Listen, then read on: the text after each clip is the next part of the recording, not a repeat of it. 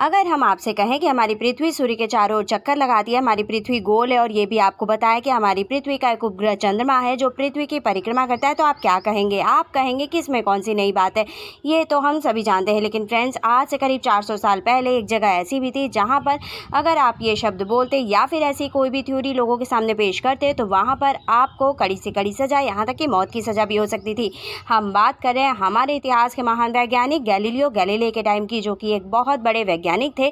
उन्होंने अपने जीवन में बहुत सारी खोजें की थी। उन्होंने ही पहली बार ये बताया कि पृथ्वी सूर्य के चारों ओर चक्कर लगाती है और लोगों को इस भ्रम से भी बाहर निकाला कि ब्रह्मांड का केंद्र पृथ्वी है। लेकिन उन्हें क्या पता था कि उनकी यही खोजें, उनका यही ज्ञान उनके लिए सबसे बड़ी सज़ा बन जाएगा। हेलो एवरीवन, मैं आकृति अग्रवाल आज आपके सामने एक नया वीडियो लेकर उपस्थित। अपने आज के वीडियो में हम जानेंगे आधुनिक विज्ञान के जनक कहे जाने वाले गैलीलियो गैलीली के बारे में और साथ ही जानेंगे कि आखिर क्यों गैलीलियो गैलीली जैसे महान वैज्ञानिक को अपना अंतिम समय जेल में बिताना पड़ा। चलिए बिना देर के वीडियो को शुरू करते हैं और जानते हैं इस बारे में डिटेल में।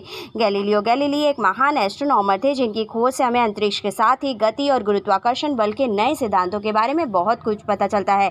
लेकिन कम ही लोग जानते हैं कि वो एक कुशल मैथमेटिशियन, फिजिसिस्ट और फिलोसोफर भी हुआ करते थे, जिन्होंने यूरोप के वैज्ञानिक क्रांति में एक महत्वपूर्ण भूमिका निभाई थी। तभी तो गैलीलियो को father of modern physics, father of the scientific method और फादर ऑफ मॉडर्न साइंस भी कहा जाता है। आपको बता दें कि गैलीलियो गैलीली का जन्म इटली के पिसा शहर में 15 फरवरी 1564 में हुआ था। उनके पिता का नाम विंसेंजो गैलीली था, जो कि एक मशहूर संगीतज्ञ हुआ करते थे।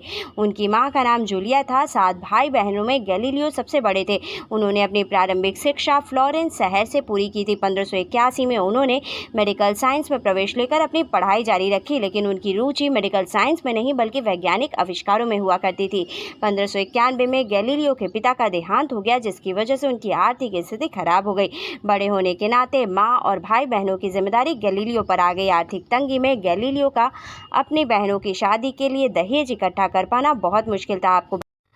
आपको बता दें कि इटली में उस समय में दहेज की कुप्रथा प्रचलित थी। अपने परिवार के पालन पोषण के लिए गैलीलियो ने ट्यूशन देने के साथ ही कपड़े और मैथमेटिकल डिवाइस की दुकान खोली, जिसने उनकी आर्थिक स्थिति में थोड़ा बहुत सुधार किया। इन पारिवारिक जिम्मेदारियों के साथ ही गैलीलियो ने अपनी स्टडीज़ और टीचिंग को भी जारी रखा।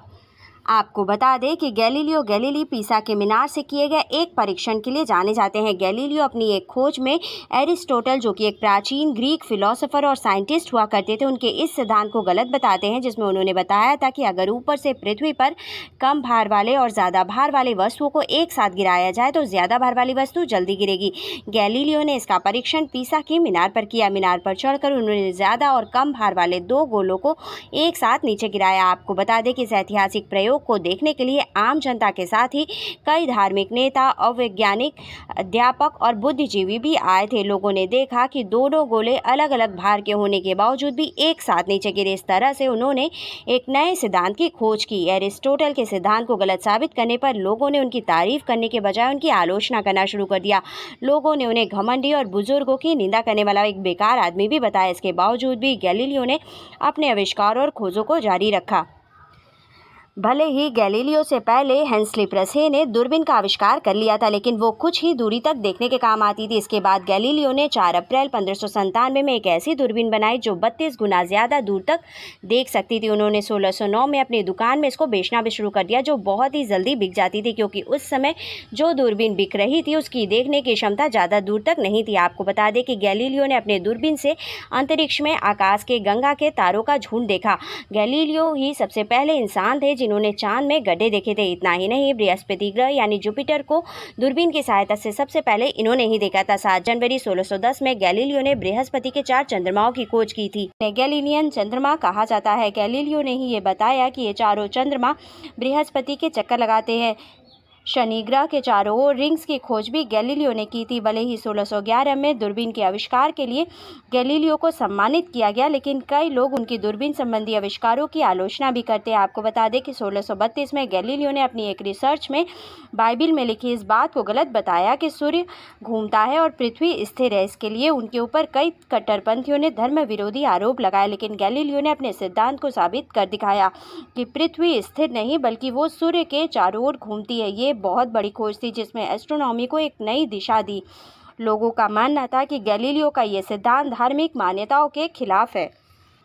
इसलिए उनका विरोध किया जाने लगा। इसके बाद 1631 में गैलीलियो को धार्मिक न्यायालय में मुकदमे का सामना करने के लिए बुलाया गया। इस मुकदमे के दौरान गैलीलियो पर धर्म भ्रष्टता का आरोप लगाया गया और उन्हें अपनी मान्यताओं को सार्वजनिक रूप से वापस लेने के लिए भी मजबूर किया गया। अंततः उन्हें दोषी ठहराया गया और उम्र कैद की सजा सुना दी गई। इस सजा के साथ ही गैलीलियो को वैज्ञानिक सच्चाई का समर्थन करने की भारी कीमत चुकानी पड़ी। हालांकि गैलीलियो को उम्र कैद की सजा सुनाई गई थी, लेकिन जल्द ही उनकी सजा को हाउस अरेस्ट में बदल दिया गया। उन्होंने अपने जीवन के आखिरी साल नज़रबंदी में बिताए। नज़रबंदी के दौरान गैलीलियो को दोस्तों से मिलने या अपनी किताबें प्रकाशित करने की अनुमति नहीं थी। इसी दौरान गैलीलियो पूरी तरह से ब्लाइंड हो चुके थे। उनकी ये हालत उनके लिए बहुत दुखदायी थी, क्योंकि उनकी पूरी जिंदगी ऑब्जर्वेशंस और स्टडी पर ही आधारित थी। आखिरकार 8 जनवरी 1642 को 77 वर्ष की आयु में गैलीलियो गैलीली का निधन हो गया। आपको बता दें कि गैलीलियो गैलीली की एक उंगली आज भी एक म्यूजियम में मौजूद है। गैलीलियो की मृत्यु के बाद उन्हें फ्लोरेंस के सेंटा कोर्स चर्च में दफनाया गया था। लगभग एक सदी के बाद 1737 में जब उनके अवशेषों को सम्मानपूर्वक सेंटा कोर्स बेसिलिका में स्थानांतरित किया जा रहा था, तो उनके शव से उनकी 3 उंगलियां, एक रीढ़ की हड्डी और एक दांत भी निकाला गया था। इनमें से 2 उंगलियां और उनके दांत गैलीलियो के प्रशंसक ने अपने पास रख लिए थे और इन्हें अपनी आने वाली पीढ़ियों को सौंपते रहे। वहीं उनकी तीसरी उंगली, जो कि उनके दाहिने हाथ की मिडिल फिंगर थी, 1800 के दशक के शुरुआती वर्ष में इटली के विभिन्न म्यूजियम्स में प्रदर्शित की गई थी। 1989 में नासा और जर्मनी की एक टीम ने गैलीलियो के सम्मान में एक स्पेसक्राफ्ट लॉन्च किया था। 1995 में गैलीलियो स्पेसक्राफ्ट बृहस्पति के पास पहुंचा और ये ग्रह और उसके चंद्रमाओं का लंबे समय तक अध्ययन करने वाला पहला स्पेसक्राफ्ट बन गया। इस मिशन के दौरान गैलीलियो स्पेसक्राफ्ट ने कई खोजें की। इसने बृहस्पति के 3 चंद्रमाओं यूरोपा, कैलिस्टो और गैनीमेड के सतह के नीचे सॉल्ट वाटर होने के प्रमाण भी खोजे। 1979 में गैलीलियो पर लगे सभी आरोपों की पुनः जाँच की गई। लगभग 13 साल तक ये जाँच चलती रही और अंततः 1992 में गैलीलियो के मुकदमे की 359 साल बाद यह स्वीकार किया गया कि गैलीलियो गैलीली के खिलाफ जो भी फैसला सुनाया गया था वो एक गलती थी। गैलीलियो गैलीली का जीवन और उनकी खोजें आज भी मानव इतिहास के लिए अमर है। खैर, आपको हमारी आज की वीडियो कैसे लगी हमें कमेंट करके बताइएगा। आज के वीडियो में बस इतना ही।